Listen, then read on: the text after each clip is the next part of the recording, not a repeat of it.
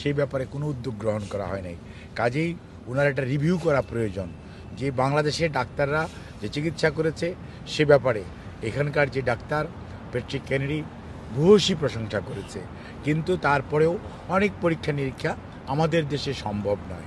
সেজন্যই কিন্তু ওনাকে বাংলাদেশ থেকে এখানে আনা এবং যে সমস্ত পরীক্ষা নিরীক্ষা যেগুলো বাংলাদেশে সম্ভব নয় সেগুলো করে পরবর্তীতে ওনার চিকিৎসাটা কী ধরনের হবে, ওনার যে সমস্ত অসুস্থতা রয়েছে সেটা পরবর্তীতে আজকেই এই মুহূর্তে আপনাদেরকে বলার মতো এটুকুই যে উনি আলহামদুলিল্লাহ এত লম্বা জার্নি করে আসার পর উনি স্ট্যাবল আছে, ওনাকে ভর্তি করা হয়েছে, উনি লন্ডন ক্লিনিকে চিকিৎসাধীন থাকবেন যতদিন এখানকার চিকিৎসকরা মনে করবেন ভর্তি থাকা প্রয়োজন।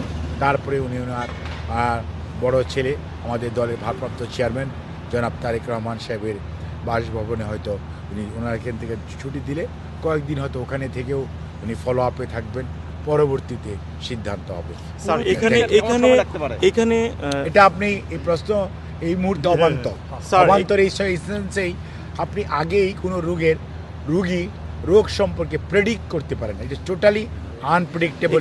আরেকটা জিনিস পরীক্ষা নিরীক্ষার পর্যায়ে রয়েছে, পরীক্ষা নিরীক্ষার পরে জানানো যাবে। এখানে ওনার সাথে নিশ্চয়ই পরিবারের কেউ থাকবেন হাসপাতালে, নাকি উনি একাই থাকবেন? আপনাকে তো বলা হয়েছে ভাই যে কারা কারা ওনাকে রিসিভ করেছে, আমরা কারা আমরা আপনাদেরকে বলেছি। কাজেই সব রুগীর সব জিনিস সাংবাদিকদেরকে জানাতে হবে। এটি রুগীর একটি প্রাইভেসি আছে, মেডিকেল এথিক্স বলে একটা কথা আছে। রুগীর রোগ এবং রুগীর সকল কিছুই পরিবারের কেউ না কেন থাকবে না। আপনি যদি দেখেন আপনি অসুস্থ হলে যদি আপনাকে দেখার জন্য আপনার নিকটাত্মীয়রা দেখতে আসে না, এখানেও উনিও তো একজন পেশেন্ট, ওনাকে কেন দেখতে আসবেন না? অবশ্যই দেখতে আসবেন। ধন্যবাদ। Thank you.